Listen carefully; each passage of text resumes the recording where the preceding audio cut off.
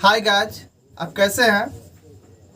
मैं आशा करता हूं कि आप अच्छे होंगे। फिर से मैं आया हूं आपका अपना YouTube channel Khelo with PYQP पर। तो आज का जो ये 12th का सेकेंड चैप्टर जो मैं पढ़ाने जा रहा हूं, जो कि है एन एपिताफ। और एन एपिताफ का मतलब ही होता है समाधि लेख, स्मृति लेख या स्मारक लेख, जो कि आपको मैंने यहाँ लिख दिया हूँ एन एपिताफ, जिसका हिंदी भी लिख दिया समाधि लेख, स्मृति लेख या स्मारक लेख। जो कि ये समझ लीजिए, जो कोई व्यक्ति अगर डेथ करता है तो उस व्यक्ति को एक कब्र में जो है, इसमें जो है कब्र में इसमें सुला दिया जाता है। और इसके ऊपर जो है एक पट के जैसा बना देता है और इस पर जो है उसका डेट ऑफ बर्थ, उसके बाद डेथ, उसके बाद इसमें जो है कुछ मतलब अच्छे अच्छे वर्ड्स जो लिख देते हैं। जो व्यक्ति इस कब्र में लेटे हुए रहते हैं उसी के बारे में जो है कुछ अच्छे अच्छे वाक्य जो लिखा हुआ रहता है, वही आपका जो है स्मृति लेख, स्मारक लेख या समाधि लेख के नाम से उसको जानते हैं। जैसे कि आप लोग भी अपने सोसाइटी में देखते होंगे, जो अधिक पैसे वाला होते हैं, जब उनके परिवार के कोई सदस्य अगर डेथ करता है तो उन सदस्य जो डेथ बॉडी को वह परिवार क्या करता है, उसके परिवार के सदस्य के सभी लोग उसको जाकर के एक कब्र में जो है दफना देते हैं। और उस कब्र के ऊपर जो है एक जो है सो ईंट, सीमेंट एवं बालू से जो है एक जो है सो पट बना दिया जाता है। और उसी पर जो है उस कब्र पर जो है जो लेखनी लिखा जाता है उस डेड बॉडी के बारे में, उसी को हम स्मृति लेख, समाधि लेख या स्मारक लेख के नाम से जानते हैं। तो चलते हैं अबाउट पोएट के बारे में चलते हैं। कहते हैं जो एन एपिताफ के जो है जो कवि हैं ये Walter de la Mare ji हैं। वाल्टर डी ला मेयर, अगर आप देख लीजिए W अगर हटा देंगे तो यहाँ हो जाएगा अल्टर, D इस ढे, L इस ला, M इस मा, R इस रे, अल्टर ढेला मारे। लेकिन ये गलती वर्ड हो जाएगा, ठीक है। ये प्रोनाउंसिएशन में ये गलत हो जाएगा। ये ओरिजिनल में है वाल्टर डी ला मेयर। ये Walter de la Mare ji हैं। इनका जन्म जो है 1873 में हुआ था और मरे थे 1956 में मरे थे। जो कि इनका जन्म जो हुआ था born in the village Carlton in Kent, England. ये इनका जो गांव है इंग्लैंड के कार्लटन कैंट में जो है सो इनका गांव है, जहां इनका जो है जन्म हुआ है। और he was a poet of children. ये कवि जो है वाल्टर डी ला मेयर जी, ये वास्तव में ये जो है सो बच्चे के कवि हैं। क्योंकि जब मैं पहले 150 मार्क्स का जब इंग्लिश पढ़ाया करता था तो उस समय इनका एक 50 मार्क्स में जो है एक चैप्टर हुआ करता था जो कि इक्को। उसमें जो है जैसे जो हमारे इन्वायरमेंट से उसमें लिया गया है। जैसे एक कोयल जो है, कोयल जब अगर बोला करता था, जब उस समय ज़माने में जिस समय में हम या आप बच्चे रहे होंगे, जब बचपना अवस्था में, तो जब हम कभी जाते रहेंगे, कभी भी किसी भी और अगर जाते रहेंगे, तो जिस समय कोयल अगर कुकू की आवाज़ के अगर देता था तो उस समय हम लोग भी उसको चिढ़ाने के लिए कुकू की जो है आवाज़ में बोला करते थे। तो वहीं से जो है इनको बच्चे का कवि जो है सो इनको माना गया है।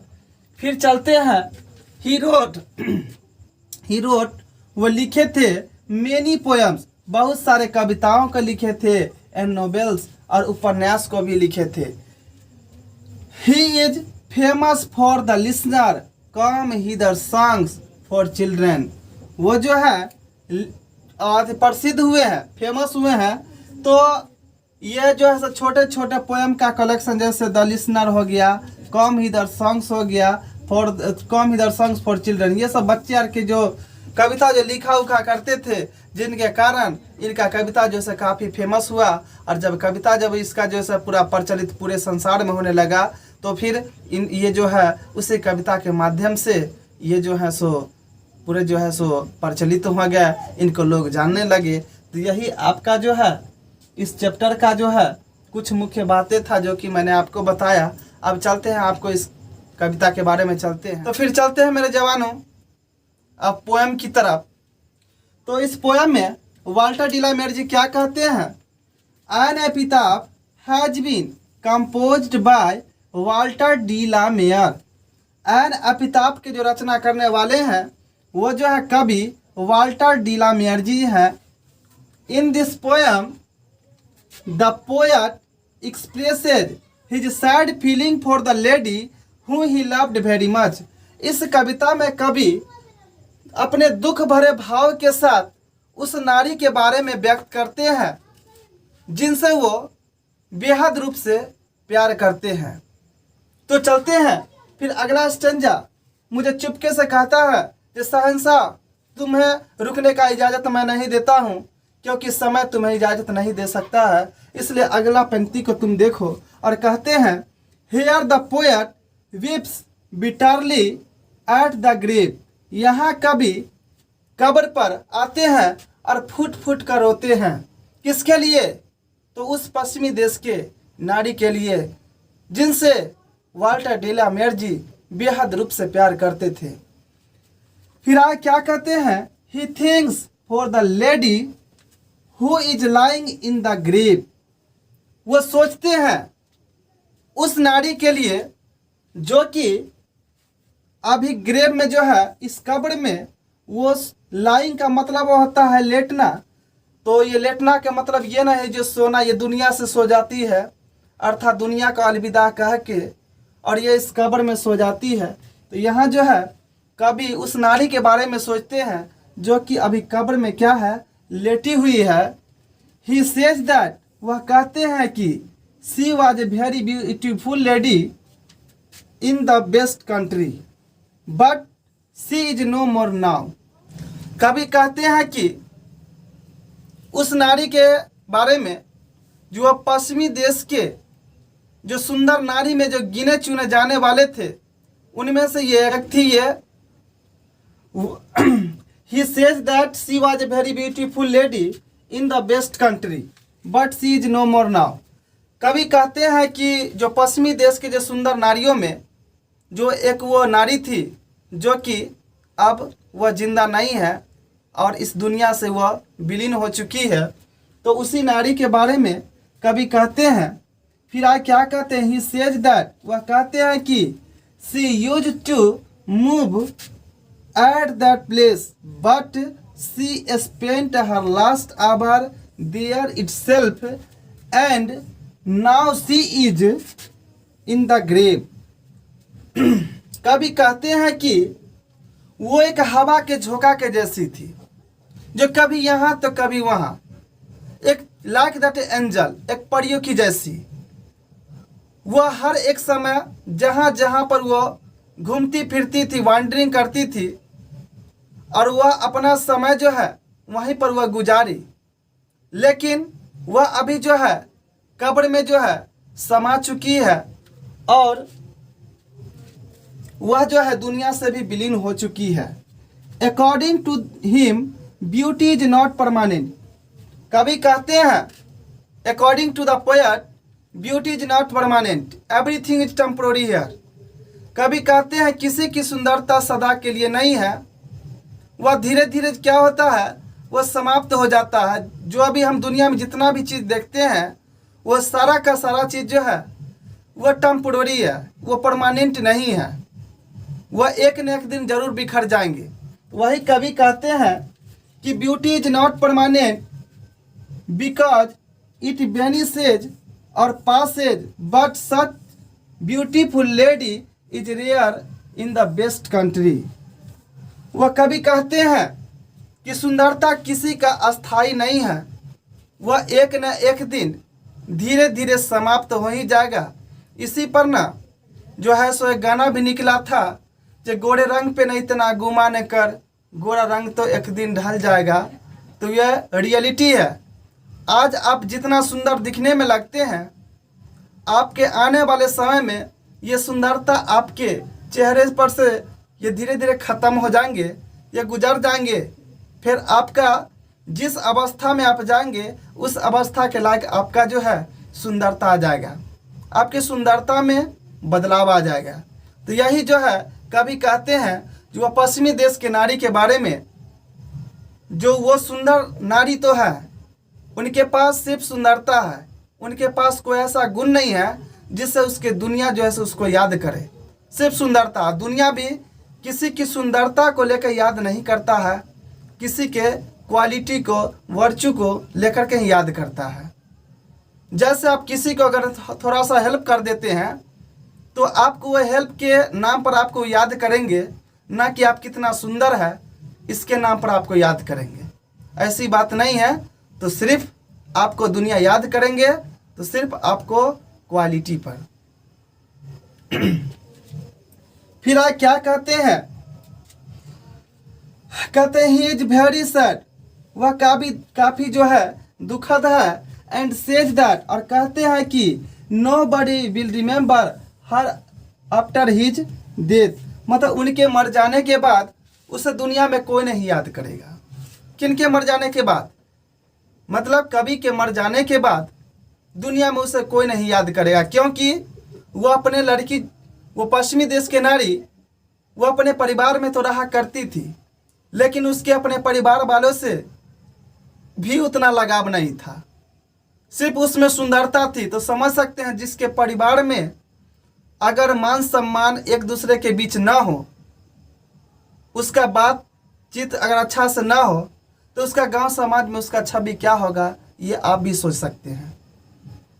और वाल्टर डी ला मेयर जी को अच्छा हुआ इसलिए लग रही थी क्योंकि उससे वो बेहद रूप से प्यार करते थे। आप ही समझ लीजिए। इसी पर मैं एक थॉट के माध्यम से समझाना चाहता हूँ कि जब दिल लगी दीवार से तो परी क्या चीज़ है।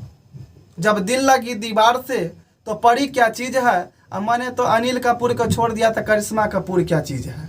तो बात वही होता है, जो उसके लिए वो नारी इसलिए अच्छी लग रही थी क्योंकि वो नारी से बेहद रूप से प्यार करते थे।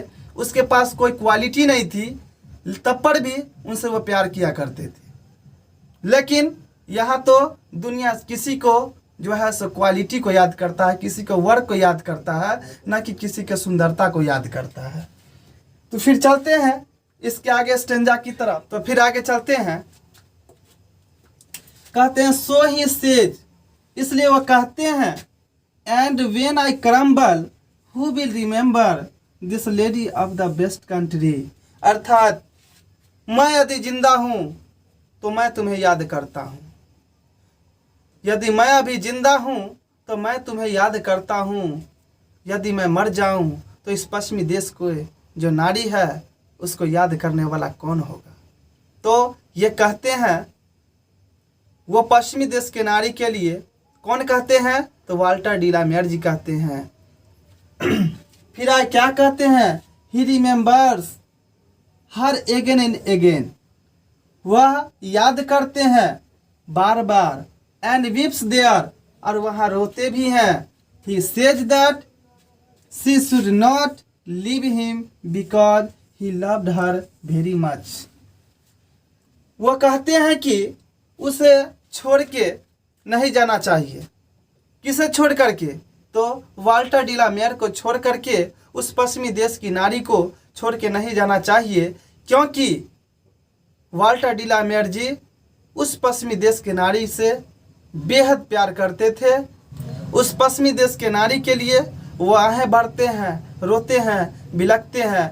जैसे आप ही के परिवार में यदि आपको जिस व्यक्ति से, आपके परिवार के सदस्य से ज़्यादा लगाव हो, अगर वह व्यक्ति अगर आपके रहते हुए अगर वह डेथ कर जाता है तो उस समय में आप फूट फूट कर रोते हैं। तो उसी तरह ये भी जो इनकी प्रियात्मा है उनके लिए ये जो है आहें भरते हैं, रोते हैं, बिलखते हैं।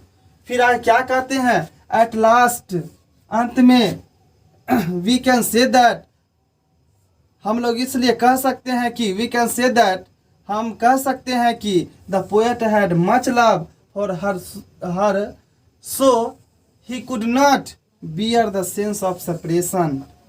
जो कि अंत में हम यह कह सकते हैं कि कवि उस जो है पश्चिमी देश के नारी से बेहद रूप से प्यार करते थे, जिसके कारण जुदाई को जो है सहन नहीं कर पा रहे हैं। एक तरह से अलगाव का बोध हो रहा है, उसको वो सहन नहीं कर सकते हैं और वो जो है रोते हैं, बिलखते हैं। इसी पर मैं एक थॉट के माध्यम से कहना चाहता हूँ कि अगर टूटने लगे हिम्मत तो जरा याद करना, यदि टूटने लगे हिम्मत तो जरा याद करना कि बिना तख्ते के कोई ताज नहीं मिलते, ढूंढ लेते हैं अंधेरों में भी अपनी मंजिल, क्योंकि जुगनू कभी रोशनी के मोहताज नहीं होते, रोशनी के मोहताज नहीं होते। मेरे जवानों, यदि आपको मेरा वीडियो अच्छा लगा हो तो लाइक, शेयर, सब्सक्राइब एवं बेल आइकन को दबाना ना भूले। Thanks for watching video. जय हिंद, जय भारत।